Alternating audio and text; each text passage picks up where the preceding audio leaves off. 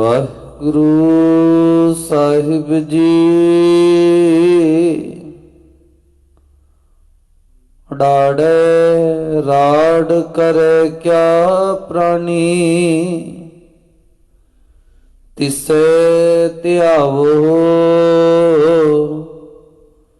ਜੇ ਅਮਰ ਹੋਆ। ਤਿਸੈ ਧਿਆਵੋ ਸਚ ਸਮਾਵੋ, ਉਸ ਵਿਟਹੁ ਕੁਰਬਾਨ ਕੀਆ। ਡਾੜੈ ਰਾੜ ਕਰੈ ਕਿਆ ਪ੍ਰਾਣੀ, ਤਿਸੈ ਧਿਆਵੋ ਜੇ ਅਮਰ ਹੋਆ। ਤਿਸੈ ਧਿਆਵੋ ਸਚ ਸਮਾਵੋ, ਉਸ ਵਿਟਹੁ ਕੁਰਬਾਨ ਕੀਆ।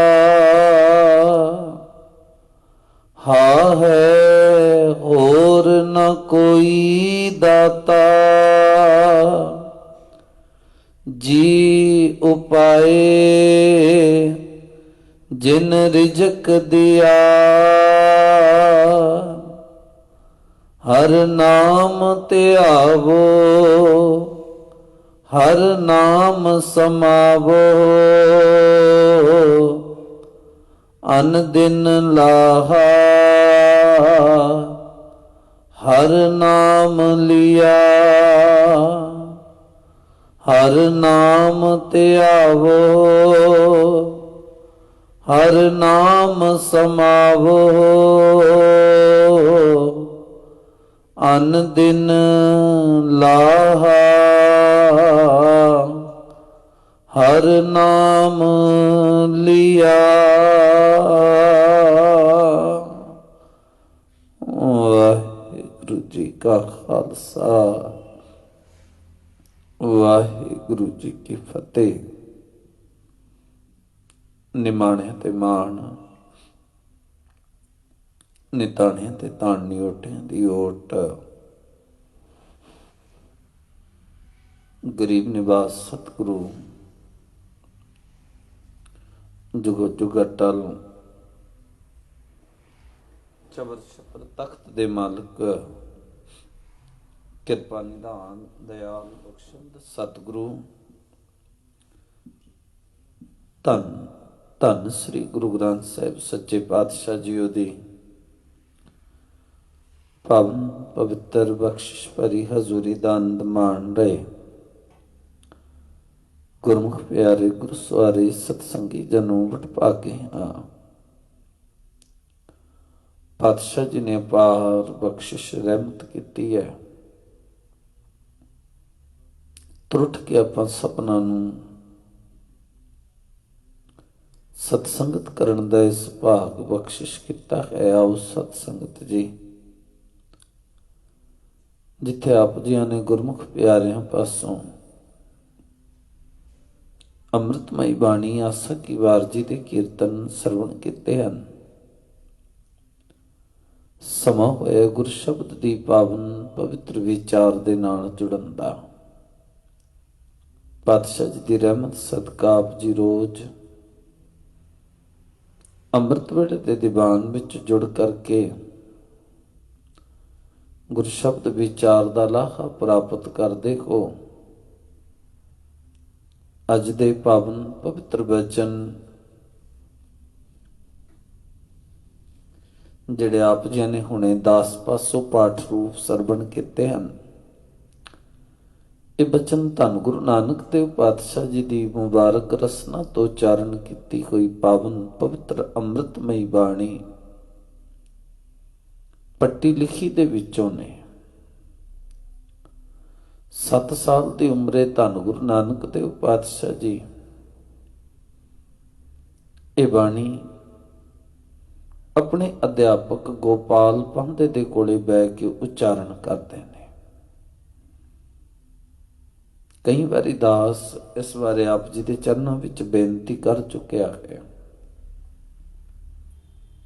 ਇਹ ਨਾ ਸਮਝ ਲੈਣਾ ਇਹ ਸਿੱਖਿਆ ਸਿਰਫ ਪੰਥ ਦੇ ਲਈ ਸੀ, ਨਹੀਂ। ਅੰਮ੍ਰਿਤਮਈ ਬਾਣੀ, ਉਪਦੇਸ਼, ਗਿਆਨ ਉਹ ਸਾਰਿਆਂ ਦੇ ਲਈ ਸਾਂਝਾ ਹੈ। ਟੀਚਰ ਜਦੋਂ ਕਲਾਸ ਅੰਦਰ ਬੋਲਦਾ ਹੈ, ਭਾਵੇਂ ਬੱਚੇ 10 ਬੈਠੇ ਨੇ, ਭਾਵੇਂ 20 ਬੈਠੇ ਨੇ, ਉਹ ਸਾਰਿਆਂ ਦੇ ਲਈ ਸਾਂਝਾ ਹੈ। ਰਾਜਾ ਜਦੋਂ ਆਪਣੀ ਪ੍ਰਜਾ ਨੂੰ ਹੁਕਮ ਕਰਦਾ ਹੈ, ਉਹ ਸਾਰਿਆਂ ਦੇ ਲਈ ਸਾਂਝਾ ਹੈ। ਅਕਾਲ ਪੁਰਖ ਵਾਹਿਗੁਰੂ ਪਰਮਾਤਮਾ ਦਾ ਇਹ ਰੱਬੀ ਸੁਨੇਹਾ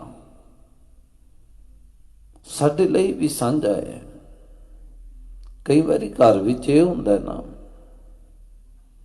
ਕੁਝ ਸ਼ਰਤਾਂ ਪਿਓ ਲਈ ਹੁੰਦੀਆਂ ਨੇ, ਕੁਝ ਬੱਚੇ ਦੇ ਲਈ। ਬੱਚੇ ਦੇ ਲਈ ਇੱਕ ਲਿਮਟ ਤੈਅ ਹੈ, ਉਹ ਆਪਣੀ ਗੱਲ ਕਿਵੇਂ ਕਰ ਸਕਦਾ ਹੈ। ਵੱਡੇ ਜਿਹੜੇ ਨੇ ਉਹ ਆਪਣੇ ਹਿਸਾਬ ਨਾਲ ਕਰਦੇ ਨੇ। ਪਰ ਜਦੋਂ ਅੰਮ੍ਰਿਤਮਈ ਬਾਣੀ ਪੜ੍ਹੋਗੇ, ਸਤਿਗੁਰੂ ਕਹਿੰਦੇ ਸਭਨਾ ਕਾ ਮਾਂ ਪਿਓ ਆਪ ਹੈ, ਆਪੇ ਸਾਰ ਕਰੇ। ਦੁਨਿਆਵੀ ਤੌਰ ਤੇ ਮਾਂ ਦਾ ਅਹੁਦਾ ਹੋਰ, ਪਿਓ ਦਾ ਅਹੁਦਾ ਹੋਰ, ਬੱਚੇ ਦਾ ਹੋਰ। ਮਾਂ ਜਿਹੜੀ ਹੈ ਉਹ ਕਦੇ ਧੀ ਨਹੀਂ ਹੋ ਸਕਦੀ, ਤੇ ਧੀ ਕਦੇ ਸਾਧ ਸੰਗਤ ਮਾਂ ਨਹੀਂ ਹੋ ਸਕਦੀ। ਇੱਕ ਸਮੇਂ ਦੇ ਵਿੱਚ, ਬਾਅਦ ਦੇ ਵਿੱਚ ਤੇ ਹੁੰਦਾ ਨਾ, ਜਦੋਂ ਧੀ ਦੇ ਕੋਲੇ ਵੀ ਬੱਚੇ ਹੁੰਦੇ ਨੇ। ਪਿਓ ਪਿਓ ਹੀ ਹੈ, ਪਿਓ ਪੁੱਤ ਨਹੀਂ ਹੋ ਸਕਦਾ ਤੇ ਪੁੱਤ ਪਿਓ ਨਹੀਂ ਹੋ ਸਕਦਾ। ਪਰ ਪਰਮਾਤਮਾ ਅਕਾਲ ਪੁਰਖ ਵਾਹਿਗੁਰੂ ਉਹ ਸਾਰਿਆਂ ਦੀ ਮਾਂ ਵੀ ਹੈ, ਸਾਰਿਆਂ ਦਾ ਪਿਓ ਵੀ ਹੈ। ਪੜ੍ਹ ਕੇ ਵੇਖੋ, ਤੂੰ ਮੇਰਾ ਪਿਤਾ, ਤੂੰ ਹੈ ਮੇਰਾ ਮਾਤਾ, ਤੂੰ ਮੇਰਾ ਬੰਧਪ, ਤੂੰ ਮੇਰਾ ਭਰਾਤਾ, ਤੂੰ ਮੇਰਾ ਰਾਖਾ, ਸਭਨੀ ਥਾਈ ਤਾਂ ਭਉ ਕੇ ਖਾ ਕਾੜਾ ਜੀਓ। ਇਸ ਲਈ ਬੇਨਤੀ ਤਾਂ ਕੀਤੀ ਹੈ, ਧੰਨ ਗੁਰੂ ਨਾਨਕ ਦੇਵ ਪਾਤਸ਼ਾਹ ਜੀ ਨੇ ਇਹ ਬਾਣੀ ਕੱਲੀ ਗੋਪਾਲ ਪੰਥ ਦੇ ਲਈ ਨਹੀਂ, ਸਾਨੂੰ ਵੀ ਸਮਝਾਇਆ। ਅੱਜ ਤੇ ਵਚਨ ਤੇ ਬਾਕਮਾਲ ਨੇ, ਜੇ ਆਪਾਂ ਸਮਝ ਜਾਈਏ। ਸਮਝ ਕਦ ਆਉਂਦੀ? ਇੱਕ ਬੱਚਾ ਕਲਾਸ ਦੇ ਵਿੱਚੋਂ ਲਾਹਾ ਕਦ ਲੈ ਸਕਦਾ ਜਦੋਂ ਕਲਾਸ ਵਿੱਚ ਬਹਿ ਕੇ ਆਪਣੀ ਸਿਆਣਪ ਛੱਡ ਦਵੇ। ਨਹੀਂ ਤੇ ਕਈ ਵਾਰੀ ਕਲਾਸ ਵਿੱਚ ਬੈਠੇ ਹੋਏ ਵੀ ਟੀਚਰ ਪੜ੍ਹਾਉਂਦਾ ਹੁੰਦਾ ਹੈ, ਠਾਲ ਕੇ ਪੁੱਛ ਲੈਂਦਾ, ਦੱਸ ਮੈਂ ਕੀ ਪੜ੍ਹਾ ਰਿਹਾ ਸੀ। ਹੁਣ ਉਹ ਆਲ ਦੁਆਲ ਵੇਖਦਾ, ਦੱਸ ਕਿਤਾਬ ਦੇ ਵਿੱਚ ਕਿਹੜਾ ਪੈਰਾਗ੍ਰਾਫ ਸੀਗਾ ਜਿੱਥੋਂ ਮੈਂ ਪੜ੍ਹਾ ਰਿਹਾ ਸੀ, ਉਹਨੂੰ ਨਹੀਂ ਪਤਾ ਹੈ। ਕਲਾਸ ਅੰਦਰ ਪਰ ਉਹਦੀ ਚਤਰਾਈ, ਉਹਦੀ ਸਿਆਣਪ ਜਿਹੜੀ ਹੈ, ਉਹਨੂੰ ਸਬਕ ਲੈਣ ਦੇ ਵਿੱਚ ਬਾਧਾ ਪਾ ਰਹੀ ਹੈ। ਕਈ ਵਾਰੀ ਗੁਰੂ ਕੋਲੇ ਆ ਕੇ, ਸੰਗਤ ਵਿੱਚ ਆ ਕੇ ਵੀ ਹਾਲਾਤ ਇਹ ਬਣ ਜਾਂਦੇ ਨੇ। ਸਿਆਣਪ ਸਾਡੀ ਹੁੰਦੀ ਹੈ, ਹਾਂ ਇਹ ਵੀ ਹੋ ਜਾਂਦਾ ਹੈ, ਆਪਣੇ ਮਤਲਬ ਦੀ ਗੱਲ, ਆਪਣੇ ਸਵਾਰਥ ਦੀ ਗੱਲ ਕਈ ਵਾਰੀ ਆਪਾਂ ਕਬੂਲ ਵੀ ਲੈਂਦੇ ਹਾਂ। ਜੇ ਕਿਸੇ ਨੇ ਗਲਤ ਬੋਲਿਆ ਤੇ ਉਹ ਫੜ ਕੇ ਵੀ ਰੱਖਦੇ ਹਾਂ ਕਥਾ ਤੋਂ ਬਾਅਦ। ਫਿਰ ਠੀਕ ਹੈ, ਬਿਲਕੁਲ ਦੱਸਣੀ ਚਾਹੀਦੀ ਹੈ, ਪਰ ਇਹ ਵੀ ਬੇਨਤੀ ਹੈ, ਜੋ ਕੁਝ ਚੰਗਾ ਹੋਇਆ ਉਹ ਵੀ ਯਾਦ ਰੱਖਣਾ ਚਾਹੀਦਾ ਹੈ। ਧੰਨ ਗੁਰੂ ਨਾਨਕ ਦੇਵ ਪਾਤਸ਼ਾਹ ਜੀ ਆਓ ਗੋਪਾਲ ਪਾਂਧੇ ਨੂੰ ਅਡਾੜੇ ਤੇ ਵਾਵੇ ਅੱਖਰ ਨਾਲ ਕੀ ਸਮਝਾ ਰਹੇ ਨੇ। ਸਤਿਗੁਰੂ ਪਾਤਸ਼ਾਹ ਜੀ ਦੇ ਸਨਮੁਖ ਬੇਨਤੀ ਕਰੀ ਕਿ ਦਾਤਾ ਜੀ ਅਸੀਂ ਵੀ ਸਮਝ ਸਕੀਏ। ਗੋਪਾਲ ਪਾਂਧਾ ਵੀ ਸਮਝ ਗਿਆ, ਮੌਲਵੀ ਵੀ ਸਮਝ ਗਿਆ, ਕਾਜੀ ਵੀ ਸਮਝ ਗਿਆ, ਦੌਲਤ ਖਾਨ ਰਾਜਾ ਸੀ, ਹਾਕਮ ਸੀ, ਉਹ ਵੀ ਸਮਝ ਗਿਆ। ਅਸੀਂ ਸਿੱਖ ਹੋਣ ਤੋਂ ਬਾਅਦ ਵੀ ਨਹੀਂ ਸਮਝਦੇ, ਬਹੁਤ ਦੁਖਾਂਤ ਹੈ। ਸਤਿਗੁਰੂ ਕਿਰਪਾ ਕਰਨ, ਸਮਝਣ ਦੀ ਵੀ ਤਾਕਤ ਬਖਸ਼ਣ ਤੇ ਸੁਣਨ ਦੀ ਵੀ। ਆਓ ਵਿਚਾਰ ਨਾਲ ਜੁੜਨ ਤੋਂ ਪਹਿਲਾਂ ਆਪ ਜੀ ਜਿੰਨੇ ਵੀ ਸ਼ਰੀਰ ਪਾਤਸ਼ਾਹ ਜੀ ਦੇ ਹਜ਼ੂਰ ਜੁੜੇ ਹੋ, ਲਵਾਓ ਹਾਜ਼ਰੀ, ਕਰੋ ਰਸਨਾ ਪਵਿੱਤਰ ਤੇ ਪਿਆਰ ਨਾਲ ਸਾਰੇ ਜਪਣਾ ਕਰੋ ਜੀ ਸਤਨਾਮ ਸ੍ਰੀ ਵਾਹਿਗੁਰੂ ਸਾਹਿਬ ਜੀ। ਧੰਨ ਗੁਰੂ ਨਾਨਕ ਦੇਵ ਪਾਤਸ਼ਾਹ ਜੀ ਵਾਵੇ ਅੱਖਰ ਤੋਂ ਬਾਅਦ ਅੜਾੜਾ, ਡਾੜੇ ਅੱਖਰ ਤੋਂ ਸਮਝਾਉਂਦੇ ਨੇ। ਆਖਦੇ ਸੁਣੋ ਪਾਂਧਾ ਜੀ, ਡਾੜਾ ਅੱਖਰ ਕੀ ਕਹਿੰਦਾ ਹੈ? ਤੁਸੀਂ ਤੇ ਡਾੜੇ ਤੋਂ ਹੋਰ ਕੁਝ ਇਹਨਾਂ ਬੱਚਿਆਂ ਨੂੰ ਪੜ੍ਹਾਇਆ ਹੋਣਾ ਨਾ। ਕਹਿੰਦੇ ਗੁਰਮਤ ਕੀ ਕਹਿੰਦੀ ਹੈ, ਰੱਬੀ ਉਪਦੇਸ਼ ਕੀ ਹੈ? ਇੱਕ ਬੇਨਤੀ ਹੋਰ ਕਰ ਦੇਣਾ, ਸਾਨੂੰ ਤੇ ਕਹਿਣਾ ਪੈਂਦਾ ਹੈ ਕਿ ਗੁਰੂ ਨਾਨਕ ਦੇਵ ਪਾਤਸ਼ਾਹ ਜੀ ਦੇ ਬੋਲ ਨੇ, ਇਹ ਧੰਨ ਗੁਰੂ ਅਰਜਨ ਦੇਵ ਜੀ ਦੇ ਬੋਲ ਨੇ। ਹਕੀਕਤ ਇਹ ਹੀ ਹੈ, ਗੁਰੂ ਨਾਨਕ ਦੇਵ ਪਾਤਸ਼ਾਹ ਜੀ ਨੂੰ ਪੁੱਛ ਕੇ ਵੇਖੋ, ਉਥੇ ਕਹਿੰਦੇ ਸੱਚ ਕੀ ਬਾਣੀ ਨਾਨਕ ਆਖੇ, ਸੱਚ ਸੁਣਾਏ ਸੀ ਸੱਚ ਕੀ ਵੇਲਾ। ਉਤੇ ਕਹਿੰਦੇ ਨੇ ਜੈਸੀ ਮੈਂ ਆਵੇ ਖਸਮ ਕੀ ਬਾਣੀ, ਤੈਸੜਾ ਕਰੀ ਗਿਆਨ ਵੇ ਲਾਲੋ। ਇਹ ਕਹਿੰਦੇ ਖਸਮ ਦੀ ਬਾਣੀ ਹੈ, ਮੈਨੂੰ ਤੇ ਖਸਮ ਨੇ ਡਿਊਟੀ ਬਖਸ਼ਿਸ਼ ਕੀਤੀ, ਮੈਂ ਖਸਮ ਦੇ ਬੋਲ ਸੁਣਾ ਰਿਹਾ। ਗੁਰੂ ਨਾਨਕ ਪਾਤਸ਼ਾਹ ਜੀ ਕਹਿੰਦੇ ਨੇ, ਤੇ ਮੈਨੂੰ ਕਹਿਣ ਦੇਣਾ, ਜਿਹੜੀ ਪਤਨੀ ਆਪਣੇ ਖਸਮ ਦੇ ਬੋਲ ਨਾ ਮੰਨੇ, ਆਪਣੇ ਖਸਮ ਦੇ ਹੁਕਮ ਵਿੱਚ ਨਾ ਚੱਲੇ, ਖਸਮ ਕੋ ਵੇ ਕੈਰੈਕਟਰ ਕਰਕੇ ਉੱਚਾ ਸੁੱਚਾ ਜੀਵਨ ਵਾਲਾ, ਜਿਹੜੀ ਨਾ ਮੰਨੇ, ਉਹ ਘਰ ਦੇ ਵਿੱਚ ਅਸ਼ਾਂਤੀ ਬਣੀ ਰਹਿੰਦੀ ਹੈ। ਉਹ ਸੁਹਾਗਣ ਕਦੇ ਆਪਣੇ ਪਤੀ ਦਾ ਪ੍ਰੇਮ ਪ੍ਰਾਪਤ ਹੀ ਨਹੀਂ ਕਰ ਸਕਦੀ। ਜਿਹੜੀ ਪਤਨੀ ਆਪਣੇ ਪਤੀ ਦਾ ਹੁਕਮ ਨਾ ਮੰਨੇ, ਹੁਣ ਕਈ ਵਾਰੀ ਗਲਤ ਵੀ ਕਹਿੰਦਾ ਹੈ, ਪਹਿਲਾਂ ਆਪ ਜੀ ਨੂੰ ਬੇਨਤੀ ਕੀਤੀ, ਹੋਵੇ ਕਰੈਕਟਰ ਦਾ ਚੰਗਾ, ਚੰਗੇ ਆਚਰਣ ਵਾਲਾ ਹੋਵੇ, ਪਰ ਜੇ ਇੱਥੇ ਗੱਲ ਨਾ ਮੰਨੇ, ਸਤਿਗੁਰੂ ਦੀ ਬਾਣੀ ਵੀ ਕਹਿੰਦੀ ਹੈ, ਕਹਿੰਦੇ ਫਿਰ ਉੱਥੇ ਅਸ਼ਾਂਤੀ ਬਣੀ ਰਹਿੰਦੀ, ਸ਼ਾਂਤੀ ਨਹੀਂ। ਪਰਮਾਤਮਾ ਖਸਮ ਹੈ, ਉਹ ਖਸਮ ਦੇ ਬੋਲ ਧੰਨ ਗੁਰੂ ਨਾਨਕ ਦੇਵ ਪਾਤਸ਼ਾਹ ਜੀ ਅੱਜ ਸਾਨੂੰ ਸਮਝਾ ਰਹੇ ਨੇ। ਕੀ ਆਖਦੇ ਨੇ? ਡਾੜੇ ਰਾੜ ਕਰੇ ਕਿਆ ਪ੍ਰਾਣੀ। ਕਹਿੰਦੇ ਬੰਦਿਆ ਕਾਹਦੇ ਝਗੜਿਆਂ ਦੇ ਵਿੱਚ ਫਸਿਆ ਫਿਰਦਾ ਹੈ। ਡਾੜੇ ਰਾੜ ਕਰੇ ਕਿਆ ਪ੍ਰਾਣੀ, ਨਿਤ ਦੇ ਝਗੜੇ ਹੀ ਨੇ ਨਾ ਜੀ। ਉਹਨੇ ਮੇਰੀ ਦੱਬ ਲਈ, ਉਹਨੇ ਮੇਰਾ ਖੋਹ ਲਿਆ। ਘਰਾਂ ਦੇ ਵਿੱਚ ਵੀ ਬਹੁਤ ਝਗੜੇ ਨੇ, ਘਰਾਂ ਦੇ ਵਿੱਚ ਵੀ ਬਹੁਤ ਝਗੜੇ ਨੇ ਨਾ। ਮੈਂ ਕਿਸੇ ਵਿਦਵਾਨ ਦੇ ਬਚਨ ਪੜ੍ਹ ਰਿਹਾ ਸੀ, ਕਹਿੰਦੇ ਭਾਈ ਜੇ ਕਿਸੇ ਦੇ ਨਾਲ ਬਹਿਸਬਾਜ਼ੀ ਹੋ ਜਾਵੇ ਨਾ, ਯਤਨ ਕਰਿਆ ਕਰੋ, ਕਹਿੰਦੇ ਨਾਲ ਦੀ ਨਾਲ ਨਿਬੜ ਜਾਵੇ ਤੇ ਬਹੁਤ ਚੰਗਾ। ਕਿਉਂ? ਕਹਿੰਦੇ ਝਗੜਾ ਹੋਇਆ, ਨਾਲ ਦੀ ਨਾਲ ਹੱਥ ਜੋੜ ਕੇ ਕਹਿ ਦਿਆ ਕਰੋ, ਭਰਾਵਾ ਗਲਤੀ ਹੋ ਗਈ, ਮਾਫ ਕਰ ਦੇ। ਕਹਿੰਦੇ ਮੌਤ ਇਹੋ ਜਿਹੀ, ਕਈ ਵਾਰੀ ਮਾਫੀ ਮੰਗਣ ਦਾ ਵੀ ਮੌਕਾ ਨਹੀਂ ਦਿੰਦੀ। ਮੌਤ ਇਹੋ ਜਿਹੀ ਹੈ। ਸਤਿਗੁਰੂ ਕਹਿੰਦੇ ਡਾੜੇ ਰਾੜ ਕਰੇ ਕਿਆ ਪ੍ਰਾਣੀ। ਕਹਿੰਦੇ ਬੰਦਿਆ ਕਾਹਦੇ ਝਗੜਿਆਂ ਵਿੱਚ ਫਸਿਆ ਹੋਇਆ, ਕਦੇ ਕਿਸੇ ਦੇ ਨਾਲ ਮੱਥਾ ਲਾਉਂਦਾ ਹੈ, ਕਦੇ ਕਿਸੇ ਦੇ ਨਾਲ। ਆ ਵੇਖੋ ਸਤ ਸੰਗਤ ਕੋਰਟ ਦੇ ਵਿੱਚ ਅਰਬਾਂ ਖਰਬਾਂ ਕੇਸ ਚੱਲਦੇ ਪਏ ਨੇ, ਕਾਹਦੇ ਲਈ? ਇਹ ਮੇਰਾ ਹੈ, ਇਹ ਉਹਦਾ ਹੈ, ਉਹਨੇ ਮੇਰੇ ਨਾਲ ਐਂ ਕੀਤਾ, ਮੈਨੂੰ ਇਹ ਚਾਹੀਦਾ ਸੀ, ਮੈਨੂੰ ਉਹ ਚਾਹੀਦਾ ਸੀ। ਇਹ ਰੌਲਾ ਹੈ ਰੋਜ਼ ਦਾ। ਸਤਿਗੁਰੂ ਆਖਦੇ ਨੇ, ਕਹਿੰਦੇ ਇਹ ਰਾੜ, ਇਹ ਝਗੜਾ ਤੈਨੂੰ ਕੁਝ ਵੀ ਦੇਣ ਵਾਲਾ ਨਹੀਂ ਹੈ। ਸੁਭਾਵਿਕ ਹੈ ਵੀ ਜੀ, ਜੇ ਬੰਦਾ ਝਗੜਾ ਕਰਕੇ, ਧੱਕਾ ਕਰਕੇ ਕਿਸੇ ਦੇ ਕੋਲੋਂ ਕੁਝ ਲੈ ਵੀ ਲਵੇ, ਚਲੋ ਉਹਦੀ ਜਿੱਤ ਹਾਸਿਲ ਹੋ ਗਈ, ਆਪਾਂ ਕਹਿੰਦੇ ਜੀ ਕੇਸ ਜਿੱਤ ਗਿਆ। ਉਹਦਾ 2 ਕਿੱਲਿਆਂ ਦਾ ਰੌਲਾ ਸੀਗਾ ਤੇ ਉਹ ਕੇਸ ਜਿੱਤ ਗਿਆ।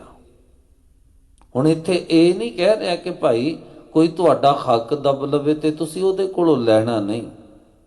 ਸਤਿਗੁਰੂ ਤੇ ਕਹਿੰਦੇ ਲਿਓ, ਪਰ ਕਹਿੰਦੇ ਇੱਕ ਗੱਲ ਧਿਆਨ ਵਿੱਚ ਰੱਖੀ, ਲੈ ਤੇ ਲਵੇਗਾ, ਰਾਖੋ ਕੰਧ ਉਸਾਰੋ ਨੀਵਾ, 3.5 ਹਾਥ ਤੇਰੀ ਸੀਮਾ। ਕਹਿੰਦੇ ਕੰਮ ਤੇ ਤੇਰਾ 3.5 ਹੱਥ ਦੀ ਥਾਂ ਦੇ ਵਿੱਚ ਹੀ ਨਿਬੜਨਾ, ਜਿਸ ਨੂੰ ਆਪਾਂ ਦਾਹ ਸੰਸਕਾਰ ਕਹਿੰਦੇ ਨਾ। ਜਦੋਂ ਕਹਿੰਦੇ ਮਰੇਗਾ ਨਾ, ਉਸ ਵੇਲੇ ਤੇਰੇ ਹਿੱਸੇ 3.5 ਹੱਥ ਹੀ ਜ਼ਮੀਨ ਆਉਣੀ ਹੈ, ਕਰ ਲੈ ਝਗੜੇ। ਕਈ ਤੇ ਅਜਾਈ ਲੱਗੇ ਹੁੰਦੇ ਨੇ ਨਾ ਬਹਿਸ ਕਰਨ ਦੇ ਵਿੱਚ। ਸਤਿਗੁਰੂ ਕਹਿੰਦੇ ਛੱਡ ਦੇ ਇਹਨਾਂ ਝਗੜਿਆਂ ਨੂੰ, ਇਹਨਾਂ ਬਹਿਸਾਂ ਨੂੰ ਛੱਡ। ਡਾੜੇ ਰਾੜ ਕਰੇ ਕਿਆ ਪ੍ਰਾਣੀ, ਤਿਸੇ ਧਿਆਵੋ ਜੇ ਅਮਰ ਹੋਵਾ। ਕਹਿੰਦੇ ਉਹਦਾ ਜਾਪ ਜਪ, ਉਹਦੀ ਭਗਤੀ ਵਿੱਚ ਜੁੜ, ਉਹਦੀ ਬੰਦਗੀ ਕਰ। ਸਤਿਗੁਰੂ ਕਿਸ ਦੀ? ਜੇ ਅਮਰ ਹੋਵਾ, ਜਿਹੜਾ ਕਦੇ ਵੀ ਮਿਟਣ ਵਾਲਾ ਨਹੀਂ ਹੈ, ਭਾਉ ਕੇ ਪਰਮਾਤਮਾ, ਉਹਦੀ ਯਾਦ ਵਿੱਚ ਜੁੜ। ਤੇ ਇਹਨਾਂ ਝਗੜਿਆਂ ਨਾਲੋਂ ਤੇ ਉਹਦੀ ਯਾਦ ਚੰਗੀ ਹੈ ਨਾ, ਵਿਚਾਰਨਾ ਕਦੇ। ਧੰਨ ਗੁਰੂ ਅਰਜਨ ਦੇਵ ਪਾਤਸ਼ਾਹ ਜੀ ਦੇ ਨਾਲ ਰੋਜ਼ ਝਗੜਾ ਕਰਦਾ ਸੀ। ਕੌਣ? ਉਹਨਾਂ ਦਾ ਵੱਡਾ ਭਰਾ ਪ੍ਰਿਥੀ ਚੰਦ। ਤੇ ਸਤਿਗੁਰੂ ਕੀ ਕਰਦੇ ਸੀ?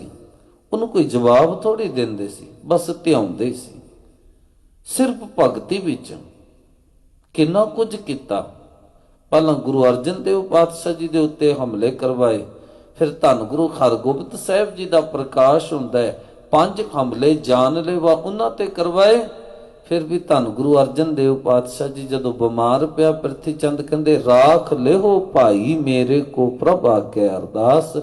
ਇਹ ਰੱਬ ਜੀ, ਮੇਰੇ ਭਰਾ ਦੇ ਸਰੀਰ ਉੱਤੇ ਸਰੀਰਕ ਬਿਮਾਰੀ ਆਈ ਹੈ, ਤੁਸੀਂ ਕਿਰਪਾ ਕਰਕੇ ਇਹਨੂੰ ਬਚਾ ਲੈਣਾ ਜੀ। ਇਹਦਾ ਇੱਕ ਹੋਰ ਕਾਰਨ ਹੈ।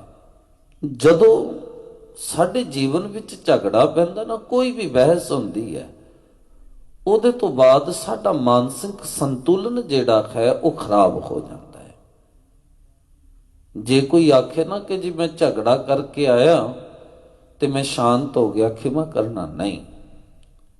ਝਗੜੇ ਤੋਂ ਬਾਅਦ ਮਾਨਸਿਕ ਸੰਤੁਲਨ ਖਿਲ ਜਾਂਦਾ ਹੈ, ਤੇ ਹਿਲਦਾ ਵੀ ਇਹੋ ਜਿਹਾ ਹੈ, ਹਿਲਦਾ ਵੀ ਇਹੋ ਜਿਹਾ, ਭਾਵੇਂ ਬੰਦਾ ਫਿਰ ਸਤ ਸੰਗਤ ਵਿੱਚ ਵੀ ਆ ਕੇ ਬਹਿ ਜਾਵੇ। ਠੀਕ ਹੈ, ਉਹ ਚੌਂਕੜਾ ਮਾਰ ਕੇ ਬੈਠਿਆ ਹੁੰਦਾ, ਅੱਖਾਂ ਭਾਵੇਂ ਬੰਦ ਕੀਤੀਆਂ ਹੋਣ, ਪਰ ਅੰਦਰ ਤੇ ਜੰਗ ਸਤ ਸੰਗਤ ਤੋਂ ਬਾਹਰ ਨਾਲੋਂ ਵੀ ਡਬਲ ਚੱਲਦੀ ਹੁੰਦੀ ਹੈ। ਉੱਥੇ ਤੇ ਮਾਰ ਨਹੀਂ ਨਾ ਸਕਿਆ ਮੂੰਹ ਉੱਤੇ ਜਾਂ ਹੱਥ ਉੱਤੇ ਡਾਂਗ ਮਾਰ ਨਹੀਂ ਸਕਿਆ, ਜਦੋਂ ਚੌਂਕੜਾ ਮਾਰ ਕੇ ਬਹਿ ਜਾਂਦਾ ਫਿਰ ਤੇ ਹੀ ਕਹਿੰਦਾ ਮੈਂ ਵਿੱਚ ਦੀ ਗੋਲੀ ਕੱਢ ਦੇਣੀ ਸੀ, ਮੈਂ ਐਂ ਕਰ ਦੇਣਾ ਸੀ, ਮੈਂ ਉਹ ਕਰ ਦੇਣਾ ਸੀ। ਅੰਦਰ ਹਿੱਲਿਆ ਹੋਇਆ ਹੈ। ਸਤਿਗੁਰੂ ਪਾਤਸ਼ਾਹ ਤਾਂ ਹੀ ਪਹਿਲਾਂ ਸੰਗਤ ਦੀ ਗੱਲ ਕਰਦੇ ਨੇ।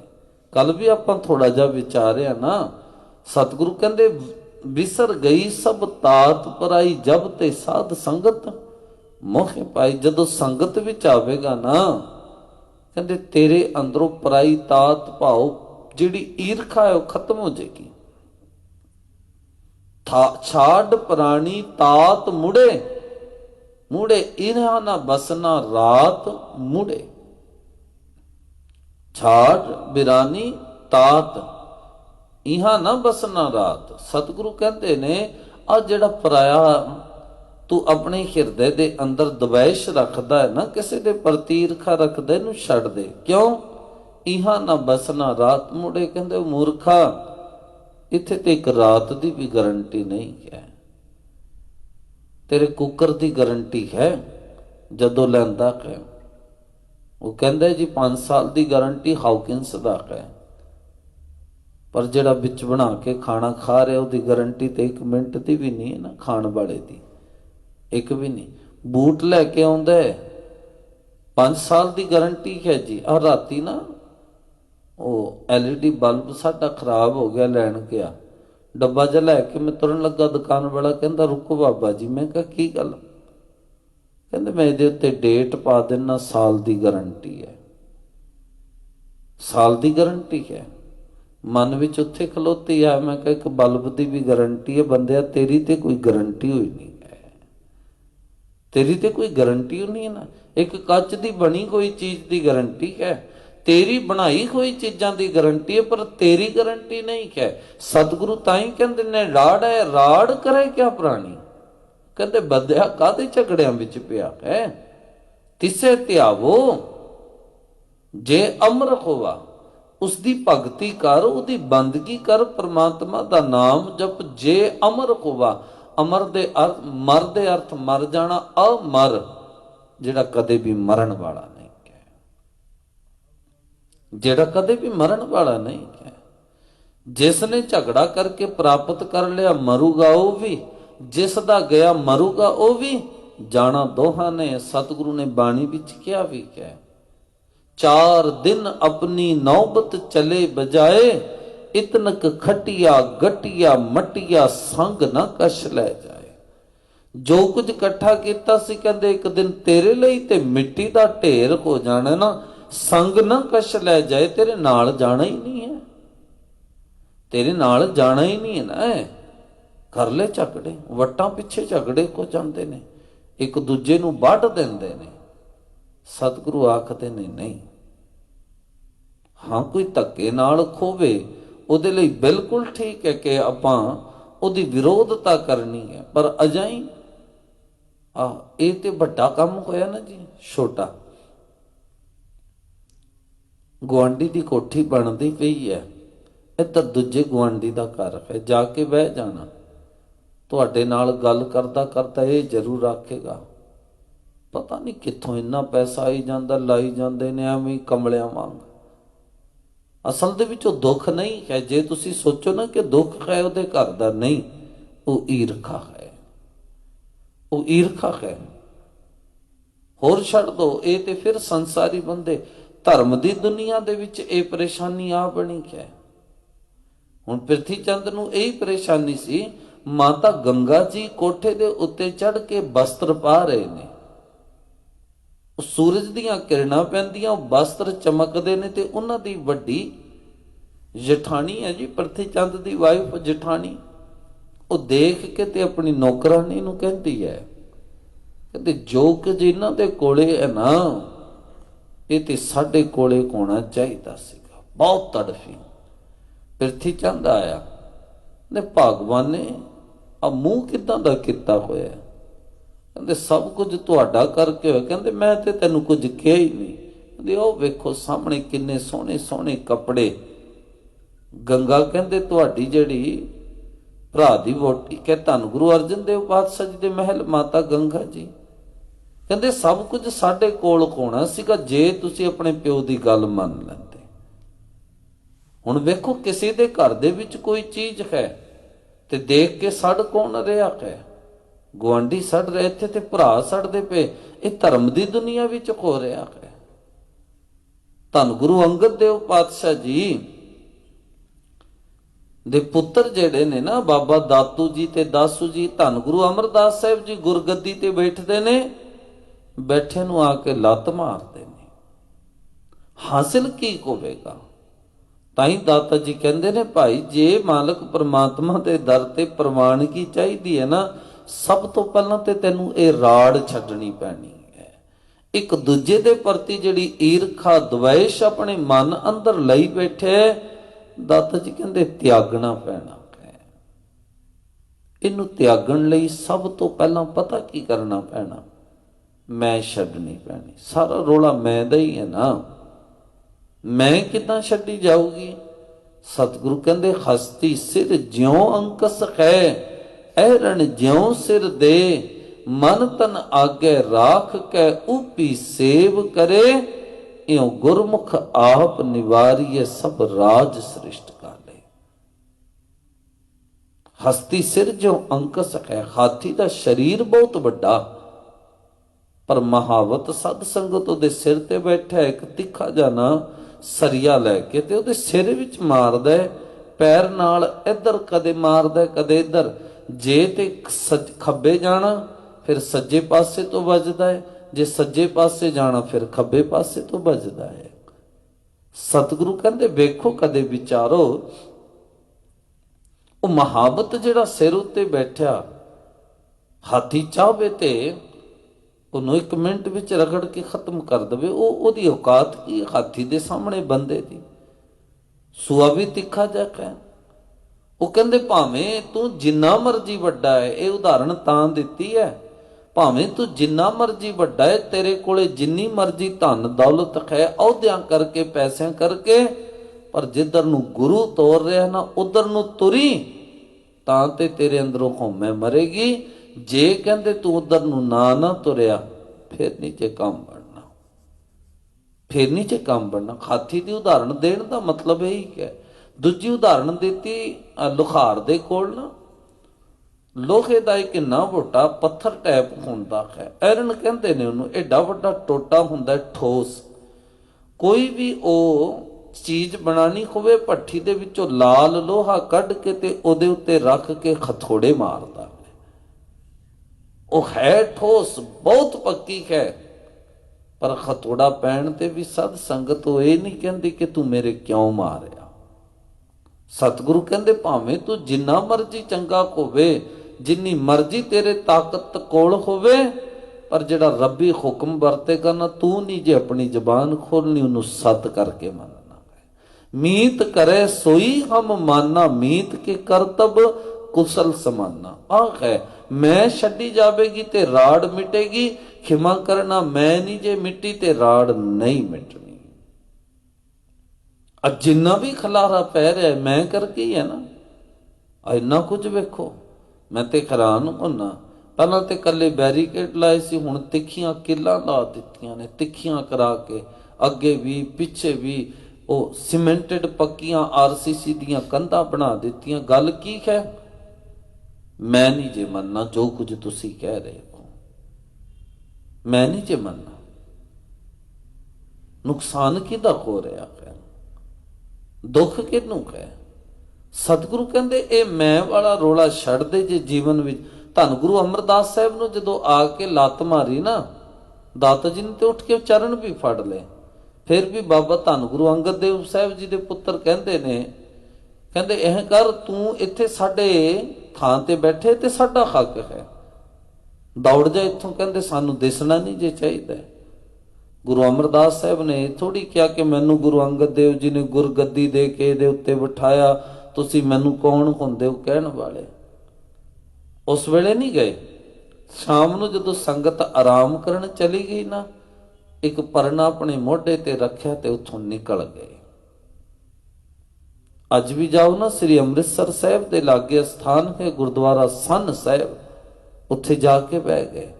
ਕੋਠੇ ਉੱਤੇ ਬਾਹਰ ਦਰਵਾਜ਼ੇ ਦੇ ਲਿਖ ਦਿੱਤਾ, ਜਿਹੜਾ ਇਹਨੂੰ ਭੰਨੂਗਾ ਖੋਲੂਗਾ ਉਹ ਸਾਡਾ ਸਿੱਖ ਨਹੀਂ, ਅਸੀਂ ਤੇ ਕਰਤੇ ਦੀ ਭਗਤੀ ਕਰਨ ਲਈ ਆਏ, ਇਹਨਾਂ ਝਗੜਿਆਂ ਵਿੱਚ ਪੈਣ ਲਈ ਥੋੜੀ ਆਏ।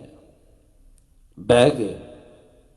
ਤੇ ਤੁਸੀਂ ਹੈਰਾਨ ਕਹੋਗੇ ਬਾਬਾ ਦਾਤੂ ਜਿਹੜਾ ਹੈ ਨਾ, ਕਈ ਦਿਨ ਬੈਠਦਾ ਰਿਹਾ ਗੋਇੰਦਵਾਲ ਸਾਹਿਬ ਗੱਦੀ ਲਾ ਕੇ। ਹਾਸਲ ਕੁਝ ਨਹੀਂ ਹੋਇਆ, ਇੱਕ ਵੀ ਬੰਦਾ ਨਹੀਂ ਆਇਆ ਸੀਸ ਝੁਕਾਉਣ ਲਈ, ਕਿਸੇ ਨੇ ਸਤਿਕਾਰ ਨਹੀਂ ਦਿੱਤਾ। ਕਿਉਂ? ਜਿਹਨੂੰ ਪਰਮਾਤਮਾ ਵਡਿਆਈ ਦੇਵੇ ਉਹਦੀ ਵਡਿਆਈ ਕੋਈ ਨਹੀਂ ਖੋ ਸਕਦਾ। ਸੰਸਾਰ ਦੀ ਦਿੱਤੀ ਹੋਈ ਵਡਿਆਈ ਅਹੁਦੇ ਤੇ ਬੰਦੇ ਕੋਲੋਂ ਖੋਏ ਜਾ ਸਕਦੇ ਨੇ, ਪਰ ਜਿਨ੍ਹਾਂ ਨੂੰ ਪਰਮਾਤਮਾ ਵਡਿਆਈ ਦੇਵੇ ਉਹਨਾਂ ਤੋਂ ਵਡਿਆਈ ਕੌਣ ਖੋ ਲਵੇਗਾ? ਗੱਲ ਹੋਈ ਕੋਈ। ਸਤਿਗੁਰੂ ਉੱਥੇ ਸ਼ਾਂਤ ਸੀ ਤੇ ਇੱਥੇ ਧੰਨ ਗੁਰੂ ਅੰਗਦ ਦੇਵ ਸਾਹਿਬ ਪਾਤਸ਼ਾਹ ਜੀ ਦੇ ਪੁੱਤਰ ਬਾਬਾ ਦਾਤੂ ਜੀ ਉਹ ਗੱਦੀ ਤੇ ਬਹਿ ਕੇ ਵੀ ਤੜਫੀ ਜਾਂਦੇ ਸੀ। ਕੌਣ ਦੁਖੀ ਹੋ ਰਿਹਾ ਹੈ? ਕਮਾਈ ਵਾਲਾ ਕਦੇ ਵੀ ਦੁਖੀ ਨਹੀਂ ਹੁੰਦਾ। ਸੱਚ ਦੇ ਉੱਤੇ ਚੱਲਣ ਵਾਲਾ ਕਦੇ ਵੀ ਦੁਖੀ ਨਹੀਂ ਹੁੰਦਾ। ਜਿਸ ਨੇ ਆਪਣੇ ਜੀਵਨ ਦੇ ਵਿੱਚੋਂ ਮੈਂ ਤਿਆਗ ਦਿੱਤੀ ਨਾ, ਹਉਮੈ ਤਿਆਗ ਦਿੱਤੀ, ਉਹ ਕਦੇ ਦੁਖੀ ਨਹੀਂ ਹੁੰਦਾ। ਸਤਿਗੁਰੂ ਆਖਦੇ ਡਾੜੈ ਰਾੜ ਕਰੇ ਕਿਆ ਪ੍ਰਾਣੀ, ਤਿਸੇ ਧਿਆਵੋ ਜੇ ਅਮਰ ਹੋਵਾ। ਉਹਦਾ ਸਿਮਰਨ ਕਰ, ਇਹ ਝਗੜੇ ਛੱਡ ਕੇ, ਮੈਂ ਛੱਡ ਕੇ, ਜਿਹੜਾ ਹਮੇਸ਼ਾ ਰਹਿਣ ਵਾਲਾ ਹੈ। ਤਿਸੇ ਧਿਆਵੋ ਸੱਚ ਸਮਾਵੋ। ਜੇ ਕਹਿੰਦੇ ਉਹਦੀ ਭਗਤੀ ਵਿੱਚ ਜੁੜੋਗੇ, ਉਹਦੇ ਸਿਮਰਨ ਵਿੱਚ ਜੁੜੋਗੇ, ਤਿਸੇ ਧਿਆਵੋ ਸੱਚ ਸਮਾਵੋ। ਉਸ ਸੱਚੇ ਦੇ ਵਿੱਚ ਤੁਸੀਂ ਸਮਾ ਜਾਓਗੇ, ਉਸ ਸੱਚੇ ਦੇ ਵਿੱਚ ਤੁਸੀਂ ਸਮਾ ਜਾਓਗੇ। ਇਹੀ ਹੈ ਨਾ ਜੀ, ਤਿਸੇ ਧਿਆਵੋ ਸੱਚ ਸਮਾਵੋ। ਜਿਵੇਂ ਜਿਵੇਂ ਪਰਮਾਤਮਾ ਦਾ ਨਾਮ ਕੋਈ ਗੁਰਮੁਖ ਜਪਦਾ ਹੈ, ਪਰਮਾਤਮਾ ਵਾਲਾ ਸੁਭਾਅ, ਪਰਮਾਤਮਾ ਵਾਲੇ ਗੁਣ ਉਹਦੇ ਵਿੱਚ ਆ ਜਾਂਦੇ ਨੇ। ਇਹਨੂੰ ਹੀ ਕਹਿੰਦੇ ਨੇ ਸਮਾਉਣਾ। ਆਮ ਤੌਰ ਤੇ ਆਪਾਂ ਕਈ ਵਾਰੀ ਉਦਾਹਰਣ ਦਿੰਦੇ ਆ ਨਾ, ਕੋਈ ਬੱਚਾ ਬਿਲਕੁਲ ਆਪਣੇ ਪਿਓ ਵਾਂਗਰ ਕਰਦਾ ਹੈ, ਫਿਰ ਕਹਿੰਦੇ ਤੇ ਆਪਣੇ ਪਿਓ ਦੀ ਟੂ ਕਾਪੀ ਹੈ, ਇਹ ਬਿਲਕੁਲ ਆਪਣੇ ਪਿਓ ਵਾਂਗਰ ਕਰਦਾ ਹੈ। ਹੁਣ ਉਹਦਾ ਪ੍ਰੇਮ ਆਪਣੇ ਪਿਓ ਨਾਲ ਹੈ, ਨੇੜਤਾ ਹੈ। ਸਤਿਗੁਰੂ ਕਹਿੰਦੇ ਜਦੋਂ ਕੋਈ ਗੁਰਮੁਖ ਪਰਮਾਤਮਾ ਦੀ ਭਗਤੀ ਵਿੱਚ ਜੁੜਦਾ ਹੈ ਨਾ, ਉਹਦੇ ਅੰਦਰ ਪਰਮਾਤਮਾ ਵਾਲੇ ਗੁਣ ਆ ਜਾਂਦੇ ਨੇ, ਉਹ ਚੰਗਿਆਈਆਂ ਆ ਜਾਂਦੀਆਂ ਨੇ। ਸੁਭਾਵਿਕ ਹੈ, ਜਿਨ੍ਹਾਂ ਨੇ ਧੰਨ ਗੁਰੂ ਨਾਨਕ ਦੇਵ ਪਾਤਸ਼ਾਹ ਜੀ ਨੇ ਰੱਬੀ ਭਗਤੀ ਕੀਤੀ, ਪਰਮਾਤਮ ਪ੍ਰੇਮ ਕੀਤਾ, ਉਹ ਗੁਣ ਆਏ। ਕੋਈ ਲੱਤਾਂ ਫੜ ਕੇ ਘੜੀਸ ਦਿੰਦਾ ਤਾਂ ਵੀ ਕਹਿੰਦੇ ਕੋਈ ਗੱਲ ਨਹੀਂ। ਕੋਈ ਭੂਤਨਾ ਬੇਤਾਲਾ ਆਦਮੀ ਵਿਚਾਰਾ, ਕਹਿੰਦੇ ਕੋਈ ਗੱਲ ਨਹੀਂ। ਭਇਆ ਦੀਵਾਨਾ ਸ਼ਾਹ ਕਾ ਨਾਨਕ ਬੌਰਾਨਾ, ਕਹਿੰਦੇ ਮੈਂ ਤੇ ਆਪਣੇ ਮਾਲਕ ਦੇ ਪ੍ਰੇਮ ਦਾ ਦੀਵਾਨਾ ਹਾਂ, ਕਹੀ ਚਲੋ ਜੋ ਕੁਝ ਤੁਸੀਂ ਕਹਿਣਾ ਹੈ। ਇਹਨੂੰ ਹੀ ਕਹਿੰਦੇ ਨਾ ਖਵਣ ਗੁਣ, ਸਾਹਮਣੇ ਵਾਲੇ ਦੇ ਬੋਲ ਨੂੰ ਹਜ਼ਮ ਕਰ ਜਾਣਾ, ਸਾਹਮਣੇ ਵਾਲੇ ਦੇ ਬੋਲ ਨੂੰ ਹਜ਼ਮ ਕਰ ਜਾਣਾ। ਉਹ ਹਾਜ਼ਮਾ ਸਾਡਾ ਹੈ ਨਹੀਂ, ਉਹ ਬਣਦਾ ਹੈ ਸਿਮਰਨ ਕਰਕੇ, ਭਗਤੀ ਕਰਕੇ। ਤੇ ਮੈਂ ਛੱਡਿਆ। ਸਤਿਗੁਰੂ ਆਖਦੇ ਤਿਸੇ ਧਿਆਵੋ ਸੱਚ ਸਮਾਵੋ, ਉਸ ਵਿਟੋਂ ਕੁਰਬਾਨ। ਉਹਦੇ ਉੱਤੇ ਕਹਿੰਦੇ ਕੁਰਬਾਨ ਚਲੇ ਜਾਓ। ਕੁਰਬਾਨ ਦੇ ਅਰਥ ਦਾਤਿਆ ਸਭ ਕੁਝ ਤੇਰਾ ਦਿੱਤਾ ਹੋਇਆ, ਤੇਥੋਂ ਬਿਨਾ ਮੇਰੀ ਕੀ ਔਕਾਤ, ਮੇਰੀ ਕੀ ਹਸਤੀ। ਤਿਸ ਵਿਟੋਂ ਕੁਰਬਾਨ। ਕੁਰਬਾਨ ਜਾਣ ਦੇ ਅਰਥ ਇਹ ਹੁੰਦੇ ਨੇ, ਜੋ ਕੁਝ ਜਿਹਦੇ ਉੱਤੇ ਕੁਰਬਾਨ ਹੋਏਗਾ, ਜੋ ਕੁਝ ਵੀ ਉਹ ਕਹਿ ਰਿਹਾ ਉਹਨੂੰ ਅਸੀਂ ਸੱਤ ਕਰਕੇ ਮੰਨ ਰਹੇ ਹਾਂ। ਆਖੇ ਕੁਰਬਾਨ ਹੋਣ ਦਾ ਮਤਲਬ ਇਹ ਹੈ। ਕੁਰਬਾਨ ਹੋਣ ਦਾ ਬਲਿਹਾਰ ਚਲੇ ਜਾਣਾ। ਜਿਹੜੀ ਪਰਿਕਰਮਾ ਵੀ ਆਪਾਂ ਐਂ ਕਰਦੇ ਆ ਨਾ, ਇਹਦਾ ਮਤਲਬ ਇਹ ਨਾ ਸਮਝ ਲੈਣਾ ਕੱਲਾ ਚੱਕਰ ਕੱਟਣਾ ਹੈ, ਨਹੀਂ। ਪਰਿਕਰਮਾ ਦੇ ਅਰਥ ਹੁੰਦੇ ਨੇ ਜਿਹਦੇ ਆਲ ਦੁਆਲ ਘੁੰਮਦੇ ਪਏ ਅਸੀਂ ਉਹਨੂੰ ਸਮਰਪਿਤ ਹਾਂ। ਤਿਸੇ ਵਿਟੋਂ ਕੁਰਬਾਨ। ਸਤਿਗੁਰੂ ਆਖਦੇ ਪ੍ਰਮਾਤਮਾ ਦੀ ਭਗਤੀ ਕਰੋ, ਉਹਦੀ ਯਾਦ ਵਿੱਚ ਜੁੜੋ, ਤੁਸੀਂ ਉਹਦੇ ਵਿੱਚ ਸਮਾ ਜਾਓਗੇ। ਉਹਦੇ ਰੱਬੀ ਗੁਣ ਜਿਹੜੇ ਨੇ ਉਹ ਤੁਹਾਡੇ ਅੰਦਰ ਆ ਜਾਣਗੇ। ਉਸ ਵਿਟੋਂ ਕੁਰਬਾਨ, ਤੇ ਜਿਸ ਨੇ ਗੁਣ ਦਿੱਤੇ ਨੇ ਕੁਰਬਾਨ ਕੀਤਾ, ਤਿਸੇ ਵਿਟੋਂ ਜਿਨ ਮੂੰਹ ਮਿੱਠਾ ਲਾਇਆ। ਸਤਿਗੁਰੂ ਕਹਿੰਦੇ ਮੈਂ ਆਪਣੇ ਮਾਲਕ ਉੱਤੇ ਕੁਰਬਾਨ ਜਾਣਾ, ਜਿਸ ਨੇ ਮੈਨੂੰ ਪ੍ਰੇਮ ਦਾ ਮਿੱਠਾ ਮੋਹ ਲਾ ਦਿੱਤਾ, ਆਪਣੀ ਭਗਤੀ ਦਾ। ਹੁਣ ਤੇ ਮੈਂ ਦਿਨ ਰਾਤ ਉਹਦੀ ਭਗਤੀ ਵੀ ਕਰਦਾ ਹਾਂ। ਹਾਹੇ ਅੱਖਰ ਤੋਂ ਪ੍ਰੇਰਣਾ ਦਿੰਦੇ ਨੇ। ਹਾ ਹੈ ਹੋਰ ਨਾ ਕੋਈ ਦਾਤਾ। ਸਮਝਾ ਦਿੱਤਾ, ਕਹਿੰਦੇ ਹਾਹਾ ਅੱਖਰ ਜਿਹੜਾ ਹੈ ਨਾ, ਇਹ ਪ੍ਰੇਰਣਾ ਦੇ ਰਿਹਾ। ਹਾ ਹੈ ਹੋਰ ਨਾ ਕੋਈ ਦਾਤਾ। ਪਰਮਾਤਮਾ ਤੋਂ ਸਿਵਾ ਦੁਨੀਆ ਦੇ ਵਿੱਚ ਹੋਰ ਕੋਈ ਅਲੱਗ ਦਾਤਾ ਨਹੀਂ ਹੈ।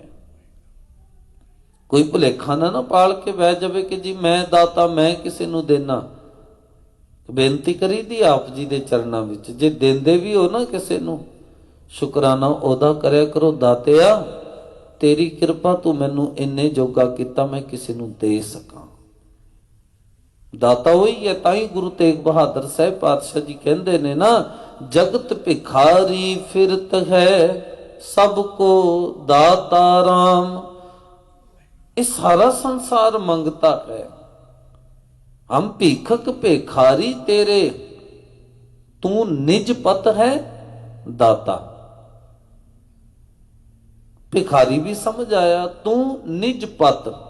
ਇੱਥੇ ਪਤ ਦੇ ਅਰਥ ਇੱਜ਼ਤ ਨਹੀਂ ਹੈ, ਨਿਜ ਪਤ ਦੇ ਅਰਥ ਤੂੰ ਆਪਣਾ ਮਾਲਕ ਆਪ ਹੈ। ਤੂੰ ਆਪਣਾ ਮਾਲਕ ਆਪ ਹੈ। ਇੱਥੋਂ ਜੇ ਕਿਸੇ ਨੂੰ ਕੁਝ ਦੇਣਾ ਨਾ, ਆਪਾਂ ਨੂੰ ਪ੍ਰਬੰਧਕ ਕਮੇਟੀ ਤੋਂ ਪੁੱਛਣਾ ਪੈਂਦਾ। ਪ੍ਰਬੰਧਕਾਂ ਨੇ ਜੇ ਕੁਝ ਦੇਣਾ ਉਹ ਸਾਰੇ ਐਡਮਿਨਿਸਟ੍ਰੇਸ਼ਨ ਨੂੰ ਪੁੱਛਦੇ ਨੇ। ਗੁਰਦੁਆਰੇ ਦੇ ਵਿੱਚੋਂ ਤੁਸੀਂ ਕੋਈ ਚੀਜ਼ ਲੈ ਕੇ ਜਾਣੀ ਹੈ, ਜੇ ਸੇਵਾਦਾਰ ਭਾਈ ਸਾਹਿਬ ਤੋਂ ਵੀ ਮੰਗਦੇ ਹੋ ਨਾ, ਉਹਨੇ ਵੀ ਪਹਿਲਾਂ ਮੈਨੇਜਰ ਨੂੰ ਪੁੱਛਣਾ ਜਾਂ ਹੋਰ ਕਿਸੇ ਨੂੰ। ਕਿਉਂ? ਉਹਨਾਂ ਤੋਂ ਅੱਗੇ ਕੋਈ ਬੈਠੇ ਨੇ। ਆਪਾਂ ਹਿੰਦੁਸਤਾਨ ਵਿੱਚ ਰਹਿੰਦੇ ਆ, ਕੋਈ ਵੀ ਆਪਾਂ ਕੰਮ ਕੋਠੀ ਵੀ ਬਣਾਣੀ ਹੈ, ਉਹਦੀ ਵੀ ਪਰਮਿਸ਼ਨ ਹੈ। ਸਤਿਗੁਰੂ ਕਹਿੰਦੇ ਖਮ ਭੀਖਕ ਭਿਖਾਰੀ ਤੇਰੇ, ਤੂੰ ਨਿਜ ਪਤ ਹੈ ਦਾਤਾ। ਰੱਬ ਜੀ ਤੁਸੀਂ ਆਪਣੇ ਮਾਲਕ ਆਪ ਹੋ, ਤੁਹਾਨੂੰ ਕਿਸੇ ਨੂੰ ਕੋਈ ਚੀਜ਼ ਦੇਣ ਲੱਗਿਆ ਕਿਸੇ ਤੋਂ ਪੁੱਛਣ ਦੀ ਲੋੜ ਨਹੀਂ ਜੇ ਪੈਂਦੀ। ਤੁਹਾਨੂੰ ਲੋੜ ਨਹੀਂ ਜੇ ਪੈਂਦੀ। ਅਸੀਂ ਆਪਣੇ ਘਰ ਦੇ ਵਿੱਚ ਹੀ ਰਹਿੰਦੇ ਆ ਨਾ ਜੀ, ਕੋਈ ਵੀ ਕੰਮ ਕਰਨਾ ਆਪਾਂ ਨੂੰ ਵੱਡਿਆਂ ਦੀ ਇਜਾਜ਼ਤ ਲੈਣੀ ਪੈਂਦੀ, ਨਾ ਲਈਏ ਵੱਡੇ ਨਾਰਾਜ਼ ਵੀ ਹੁੰਦੇ ਨੇ। ਜੇ ਗਲਤ ਕੰਮ ਹੋਵੇ, ਸਹੀ ਵੀ ਹੋਵੇ, ਵੱਡਿਆਂ ਦਾ ਸਤਿਕਾਰ ਬਰਕਰਾਰ ਰੱਖਣਾ ਚਾਹੀਦਾ ਹੈ। ਪਰ ਸਤਿਗੁਰੂ ਕਹਿੰਦੇ ਤੂੰ ਨਿਜ ਪਤ ਹੈ ਦਾਤਾ। ਰੱਬ ਜੀ ਜਿਹੜੇ ਤੁਸੀਂ ਦਾਤੇ ਹੋ, ਨਿਜ ਪਤ, ਤੁਸੀਂ ਆਪਣੇ ਮਾਲਕ ਆਪ ਹੋ। ਭਾਵ ਕਿ ਤੁਹਾਡੀ ਮਲਕੀਅਤ ਆਪਣੇ ਆਪ ਉੱਤੇ ਹੈ, ਤੁਹਾਡੇ ਤੋਂ ਉੱਤੇ ਹੋਰ ਕੋਈ ਦੂਜਾ ਨਹੀਂ ਜਿਸ ਨੂੰ ਪੁੱਛ ਕੇ ਤੁਸੀਂ ਕਿਸੇ ਨੂੰ ਦਿੰਦੇ ਹੋ। ਆਪੇ ਜਾਣੇ ਆਪੇ ਦੇ, ਆਖੇ ਸੇ ਭੇ ਕਈ ਕਿ ਉਹ ਆਪ ਜਾਣਦਾ, ਆਪ ਦਾਤਾ। ਤੂੰ ਆਪੇ ਦਾਤਾ ਆਪੇ ਭੁਗਤਾ, ਜੀ ਹੋਂ ਤੁਝ ਬਿਨ ਅਵਰ ਨਾ ਜਾਣਾ। ਉਹ ਨਿਜ ਪਤ ਹੈ, ਉਹਦੇ ਉੱਤੇ ਕੋਈ ਨਹੀਂ। ਉਹ ਨਾਥਾਂ ਦਾ ਨਾਥ ਹੈ, ਸਭ ਤੋਂ ਵੱਡਾ ਹੈ। ਉਹਦੇ ਉੱਤੇ ਕੋਈ ਮਾਲਕ ਨਹੀਂ, ਉਹ ਸਾਰਿਆਂ ਦਾ ਮਾਲਕ ਹੈ। ਪਾਤਸ਼ਾਹ ਜੀ ਸਮਝਾਉਂਦੇ ਨੇ ਫਿਰ ਖਾਕ ਹੈ ਹੋਰ ਨਾ ਕੋਈ ਦਾਤਾ। ਰੱਬ ਤੋਂ ਬਿਨਾ ਦੁਨੀਆ ਅੰਦਰ ਹੋਰ ਕੋਈ ਦਾਤਾ ਨਹੀਂ ਹੈ। ਇਹ ਲੈਣ ਵਾਲਾ ਵੀ ਸਮਝ ਲਵੇ ਤੇ ਦੇਣ ਵਾਲਾ ਵੀ ਸਮਝ ਲਵੇ। ਜੇ ਦੇਣ ਵਾਲਾ ਕਿੱਥੇ ਇਹ ਭੁਲੇਖਾ ਪਾਲ ਕੇ ਬੈਠਿਆ ਨਾ ਕਿ ਮੈਂ ਕਿਸੇ ਨੂੰ ਕੁਝ ਦਿੱਤਾ ਹੈ, ਸਤਿਗੁਰੂ ਆਖਦੇ ਨੇ ਧਿਆਨ ਦਵਿਓ, ਜੇ ਕੋ ਹੋਏ ਬਹਿ ਦਾਤਾਰ ਤਿਸ ਦੇਨਹਾਰ ਜਾਣੇ ਗਾਵਾਰ। ਦੇਣ ਵਾਲੇ ਦਾਤੇ ਦੀ ਨਜ਼ਰ ਦੇ ਵਿੱਚੋਂ ਕਹਿੰਦੇ ਸਭ ਤੋਂ ਵੱਡਾ ਗਵਾਰ ਹੈ, ਉਹਦੇ ਤੋਂ ਵੱਡਾ ਗਵਾਰ ਕੋਈ ਨਹੀਂ ਹੈ, ਉਹ ਸਭ ਤੋਂ ਵੱਡਾ ਗਵਾਰ ਹੈ। ਹੁਣ ਵਿਚਾਰ ਲਈਏ ਫਿਰ, ਇਹ ਕਿਹੋ ਜਿਹੀ ਇੱਕ ਵਿਡੰਬਣਾ ਹੈ ਨਾ ਇਨਸਾਨ ਦੇ ਅੰਦਰ, ਉਹ ਸਮਝ ਨਹੀਂ ਪਾਇਆ। ਦਿੱਤਾ ਹੋਇਆ ਰੱਬ ਦਾ ਹੁੰਦਾ ਹੈ ਤੇ ਫਿਰ ਸਤ ਸੰਗਤ ਉਹਦੇ ਦਿੱਤੇ। ਹਾਂ, ਤਾਂ ਹੀ ਸਤਿਗੁਰੂ ਨੇ ਜਦੋਂ ਮੰਗਣ ਦੀ ਗੱਲ ਕੀਤੀ ਨਾ, ਰੱਬ ਤੋਂ ਪਤਾ ਕੀ ਮੰਗਣ ਦੀ ਗੱਲ ਕੀਤੀ, ਨਾਮ। ਤੇ ਜੇ ਕੁਝ ਉਹਨੂੰ ਦੇਣਾ ਵੀ ਹੈ ਨਾ, ਉਹਨੂੰ ਪ੍ਰੇਮ ਦੇ ਸਕਦੇ ਹਾਂ ਆਪਾਂ, ਬਾਕੀ ਤੇ ਉਹਦੇ ਦਿੱਤਾ ਹੀ ਹੋਇਆ ਹੈ ਨਾ ਸਭ ਕੁਝ। ਤਾਂ ਹੀ ਤੇ ਸਤਿਗੁਰੂ ਨੇ ਬਾਣੀ ਵਿੱਚ ਕਿਹਾ, ਤੇਰਾ ਕੀਆ ਤੁਝੇ ਕਿਆ ਅਰਪੂ। ਰੱਬ ਜੀ ਤੁਹਾਡਾ ਦਿੱਤਾ ਹੋਇਆ ਤੁਹਾਨੂੰ ਦੇ ਕੇ ਮੈਂ ਆਖਾਂ ਤੇ ਮੈਂ ਦਿੱਤਾ, ਇਹ ਤੇ ਮੂਰਖਤਾ ਹੀ ਹੈ ਨਾ। ਗਿਆਨੀ ਸੰਤ ਸਿੰਘ ਮਸਕੀਨ ਜੀ ਨੇ ਬੜਾ ਸੋਹਣਾ ਸੁਣਾਇਆ। ਇੱਕ ਦਿਨ ਕਿਸੇ ਗੁਰੂ ਘਰ ਦੇ ਵਿੱਚ ਕਹਿੰਦੇ ਇੱਕ ਹਫ਼ਤਾ ਕਥਾ ਕਰਨੀ ਸੀ, ਲਗਾਤਾਰ ਕਹਿੰਦੇ ਮੈਂ ਹਾਜ਼ਰੀ ਭਰੀ, ਕਥਾ ਕੀਤੀ।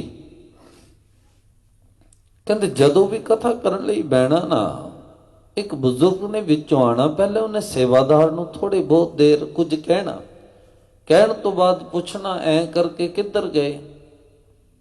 ਕਹਿੰਦੇ ਫੇਰ ਉਹਨੇ ਬਹਿ ਜਾਣਾ, 2-3 ਸੰਗਤ ਦੇ ਬੰਦਿਆਂ ਨੂੰ ਵੀ ਕੁਝ ਕਹਿਣਾ। ਕਹਿੰਦੇ ਜਦੋਂ ਹਫ਼ਤੇ ਬਾਅਦ ਸਮਾਪਤੀ ਹੋਈ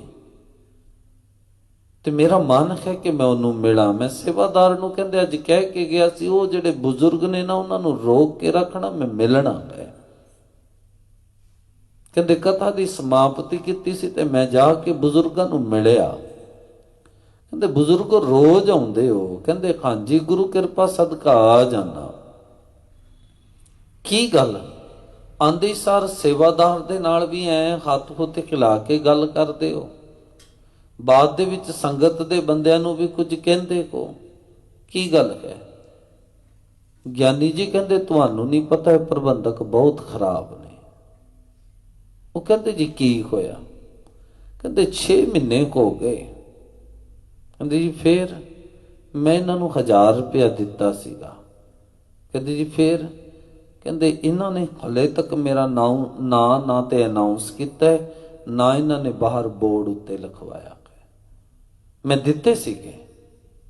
ਮਸਕੀਨ ਜੀ ਕਹਿੰਦੇ ਮੈਂ ਫਿਰ ਬਜ਼ੁਰਗ ਨੂੰ ਕਿਹਾ, ਲੋਕੀ ਇੱਥੇ ਪਰਮਾਤਮਾ ਦੇ ਨਾਮ ਲਈ ਆਉਂਦੇ ਨੇ, ਹਾਲੇ ਤੱਕ ਤੁਸੀਂ ਇੱਥੇ ਆਪਣੇ ਨਾਮ ਲਈ ਘੁੰਮੀ ਜਾਂਦੇ ਹੋ। ਇੱਥੇ ਆ ਕੇ ਤੇ ਰੱਬ ਦਾ ਨਾਮ ਮੰਗਣਾ ਚਾਹੀਦਾ ਨਾ। ਇੱਥੇ ਆ ਕੇ ਵੀ ਜੇ ਅਸੀਂ ਕਹੀਏ ਮੈਂ ਇੰਨੇ ਦਿੱਤੇ ਸੀ, ਤੁਸੀਂ ਮੇਰਾ ਨਾਂ ਨਹੀਂ ਜੇ ਬੋਲਿਆ, ਤੁਸੀਂ ਮੇਰਾ ਨਾਮ ਨਹੀਂ ਜੇ ਲਿਖਵਾਇਆ, ਖਿਮਾ ਕਰਨਾ ਨਹੀਂ।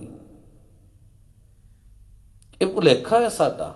ਮਹਾਰਾਜਾ ਰਣਜੀਤ ਸਿੰਘ ਜਦੋਂ ਗੜ੍ਹ ਸ਼ੰਕਰ ਦਾ ਕਿਲਾ ਜਿੱਤਣ ਲਈ ਗਏ ਨਾ, ਭਾਈ ਬੁੱਧੂ ਜੀ ਕੋਏ, ਉਹਨਾਂ ਦੇ ਕੋਲੇ ਗਏ।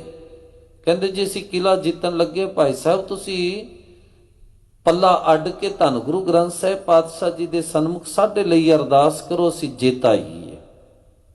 ਅਰਦਾਸ ਕੀਤੀ। ਮਹਾਰਾਜਾ ਰਣਜੀਤ ਸਿੰਘ ਨੇ ਕਿਲਾ ਜਿੱਤਿਆ, ਬਹੁਤ ਕੁਝ ਹੱਥ ਆਇਆ, ਜ਼ਮੀਨਾਂ ਵੀ ਆਈਆਂ। ਮੁਗਲਾਂ ਨੇ ਜ਼ੁਲਮ ਕਰਕੇ ਸਿੱਖਾਂ ਦੇ ਉੱਤੇ ਸਭ ਕੁਝ ਕਬਜ਼ਾਇਆ ਹੋਇਆ ਸੀਗਾ। ਜਦੋਂ ਵਾਪਸ ਆਉਣ ਲੱਗੇ ਨਾ, ਫੇਰ ਮਿਲੇ ਭਾਈ ਬੁੱਧੂ ਜੀ ਨੂੰ। ਆ ਕੇ ਪਤਾ ਕੀ ਕਹਿੰਦੇ? ਕਹਿੰਦੇ ਭਾਈ ਬੁੱਧੂ ਜੀ ਅਸੀਂ ਜਿੱਤ ਆਏ ਹਾਂ। ਉਹ ਕਹਿੰਦੇ ਬਹੁਤ ਚੰਗੀ ਗੱਲ, ਵਧਾਈਆਂ। ਕਹਿੰਦੇ ਅਸੀਂ ਹੁਣ ਗੁਰੂ ਘਰ ਨੂੰ ਕੁਝ ਦੇਣਾ ਚਾਹੁੰਦੇ ਹਾਂ। ਭਾਈ ਬੁੱਧੂ ਜੀ ਕਹਿੰਦੇ 15-20 ਦਿਨ ਪਹਿਲਾਂ ਤੋਂ ਇੱਥੇ ਮੰਗਤਾ ਬਣ ਕੇ ਖਲੋਤਾ ਸੀ, ਅੱਜ ਦਾਤਾ ਕਿੱਥੋਂ ਹੋ ਗਿਆ? ਅੱਜ ਤੂੰ ਦਾਤਾ ਕਿੱਥੋਂ ਹੋ ਗਿਆ? ਤੂੰ ਤੇ ਹਾਲੇ 15-20 ਦਿਨ ਪਹਿਲਾਂ ਕਹਿੰਦਾ ਸੀ ਜੀ ਮੇਰੇ ਲਈ ਅਰਦਾਸ ਕਰੋ, ਹੁਣ ਜੇ ਪੱਲੇ ਕੁਝ ਆ ਗਿਆ ਤੇ ਤੁਸੀਂ ਦਾਤੇ ਕਿੱਥੇ ਹੋ ਗਏ? ਵਿਚਾਰਨਾ ਦੇਣ ਵਾਲਾ ਕੌਣ ਹੈ? ਪਰੇਸ਼ਾਨੀ ਕੀ ਪਈ ਹੈ? ਕੀਤੇ ਕੋ ਮੇਰੇ ਸਮਾਨੇ, ਰੱਬ ਦੀਆਂ ਦਿੱਤੀਆਂ ਹੋਈਆਂ ਚੀਜ਼ਾਂ ਨੂੰ ਪਹਾੜ ਵਰਗੀਆਂ ਉੱਚੀਆਂ ਜਾਣ ਕੇ ਸਨਮਾਨ ਦੇ ਰਿਹਾ ਹੈ। ਕਰਨ ਹਾਰ ਤ੍ਰਿਣ ਜਾਣੇ, ਜਿਹੜਾ ਦੇਣ ਵਾਲਾ ਦਾਤਾ ਹੈ ਨਾ, ਕਹਿੰਦੇ ਉਹਨੂੰ ਤੇ ਤੂੰ ਤਿਣਕਾ ਹੀ ਸਮਝੀ ਬੈਠਿਆ ਹੈ, ਉਹਨੂੰ ਤੂੰ ਤਿਣਕਾ ਸਮਝੀ ਬੈਠੇ। ਵਿਚਾਰ ਕਰੀਏ ਆਪਾਂ ਵੀ ਸਤ ਸੰਗਤ ਦੇਣ ਵਾਲਾ ਤੇ ਦਾਤਾ ਹੈ, ਤੇ ਇਨਸਾਨ ਇੱਥੇ ਆਪ ਮਾਲਕ ਬਣ ਕੇ ਬਹਿ ਜਾਂਦਾ ਹੈ।